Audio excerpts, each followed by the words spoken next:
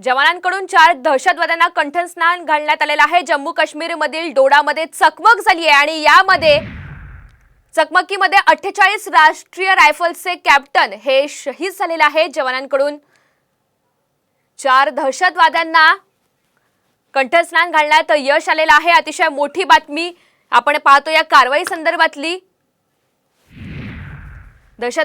जवानांकडून 4 दहशतवाद्यांना या ठिकाणी कंठस्नान घालण्यात आलेलं आहे। मोठी कारवाई म्हणावी लागेल। या चकमकीमध्ये 48 राष्ट्रीय रायफल्सचे कॅप्टन मात्र शहीद झालेले आहेत आणि जवानांकडून 4 दहशतवाद्यांना कंठस्नान घालण्यात यश आलेलं आहे। जम्मू काश्मीरमध्ये गेल्या काही दिवसांपासून चकमकी या सुरूच आहेत।